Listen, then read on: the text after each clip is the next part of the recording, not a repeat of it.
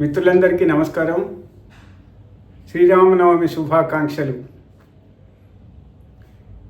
Happy environment అనే ఈ శీర్షికకు స్వాగతం. ఈరోజు శ్రీరామనవమి. శ్రీరామనవమి ప్రతి సంవత్సరం ఋతువులలో శ్రేష్టమైనది వసంత ఋతువు. ఆ వసంత ఋతువులో చైత్రశుద్ధ నవమి నాడు వస్తుంది. వసంత ఋతువు చాలా ఆహ్లాదకరమైనటువంటి ఋతువు. ఈ ఋతువులో చెట్లన్నీ చిగురించి ఫలపుష్పాదులతోటి విరాజిల్లుతుంటాయి. కోయిల గానాలు కుహు కుహు అనే రాగాలతోటి చల్లని గాలితోటి ఈ వసంత ఋతువు విరాజిల్లుతుంది. అందుకని ప్రకృతి ప్రేమికులకు చాలా సంతోషకరమైన రోజు.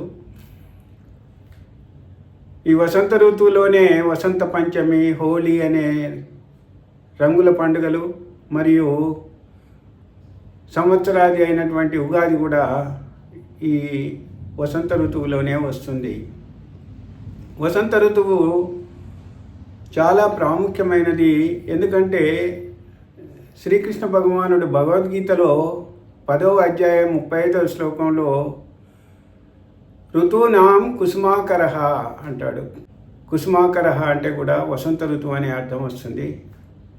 వసంత ఋతువుకు ఆమని అని, పికబాంధవం అనే పేర్లు కూడా ఉన్నాయి. ఆమని అనేది చాలా మంచి కాలము. దానికి ఆమని పాడవే హాయిగా, మూగవై పోకు ఈ వేళ, రాలే పూల రాగాలతో, పూచే పూల గంధాలతో, పాడవే హామని హాయిగా అని కవిత్వం రాస్తారు.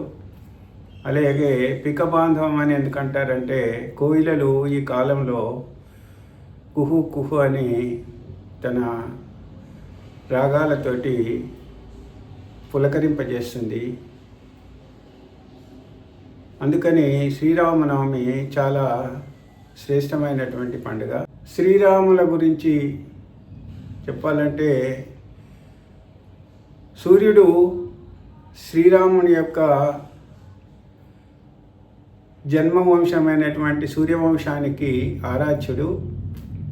అలాగే రఘు మహారాజు అనే అతను కూడా సూర్యవంశానికి చెందినవాడు. ఆయన మాట తప్పనివాడు. మాట కోసం ఎలాంటి త్యాగాన్నైనా చేసేవాడు. అదే మాట తప్పనితనాన్ని ఆదర్శంగా తీసుకొని శ్రీరామచంద్రుడు తన చిన్నమ్మ కైకేయి వరం ఇచ్చినందువల్ల ఆమె కోరిక ప్రకారం 14 సంవత్సరాలు వనవాసం చేసి మాట నిలబెట్టుకుంటారు. శ్రీరామునికి కూడా రఘురాముడు, రఘునాథుడు, రఘుపతి అనే పేర్లు కూడా ఉన్నాయి.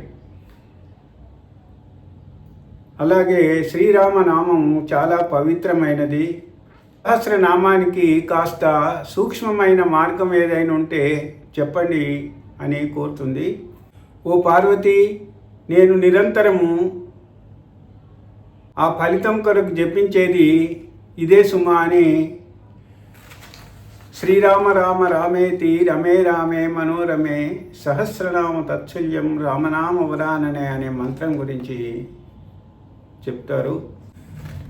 ఈ శ్లోకం జపిస్తే విష్ణు సహస్రనామ ఫలితమే కాకుండా శివ సహస్రనామ ఫలితం కూడా వస్తుందని చెప్తాడు. కాశీలో జీవించి వాళ్ళు మరణించిన రోజునాడు ఈ పరమశివుడు అతడి కుడి చెవిలో ఈ శ్లోకం చెప్పి ఆయనకి సద్గతి కలిగిస్తాడని నమ్మకం. ఇక భక్త రామదాస్ అయితే రామనామ మధుపానము సేవించి శ్రీరామ నీ నామం ఎంతో రుచిరా, శ్రీరామ నీ నామం ఏమి రుచిరా. ఇక రామ అనే శబ్దము మానవునికి జ్ఞానాన్ని ప్రసాదించి జన్మరాహిత్యాన్ని ఇస్తుందంటారు. ఎందుకంటే రా అన్నప్పుడు మన నోరు తెరుచుకుంటుంది. అది తెరుచుకున్నప్పుడు మనలో ఉన్నటువంటి పాపాలన్నీ బయటికి వెళ్ళి ఆ రామనామ జ్వాలలో దహించకపోతాయంటారు. ఇక మా అన్నప్పుడు పెదవులు మూసుకుంటాయి. ఇక ఎలాంటి పాపాలు మనలోనికి రాకుండా మనల్ని కాపాడుతుందంటారు. ఇంకా కొంతమంది గణితపరంగా రామ అనే శబ్దం యొక్క ప్రాముఖ్యాన్ని ఇలా చెప్తారు. పాప బాబ మాలో మా 5వ అక్షరము, యా రా వా లలో రా 2వ అక్షరము, రా మా అంటే 2 × 5 10, రామ రామ రామ అంటే 10 × 10 × 10 అంటే 1000. సహస్రనామాన్ని జపించినంత విలువ రామనామాన్ని 3 సార్లు జపించడం. ఇక రామనామానికి ఆ లక్ష్మీ స్వరూపమైనటువంటి సీత యొక్క పేరు శ్రీ అని తగిలించి శ్రీరామ అంటారు. శ్రీరామని నామం ఏమీ రుచిరా, శ్రీరామని నామం ఎంతో రుచిరా అని పాడుతూ ఆనందంగా జీవించాలి. ఇక శ్రీరామ రామ రామేతి రమే రామే మనోరమే సహస్రనామ తత్తుల్యం రామనామ వరాననే అనే శ్లోకంతో ముగిస్తాను. జై శ్రీరామ్, జై శ్రీరామ్, జై శ్రీరామ్.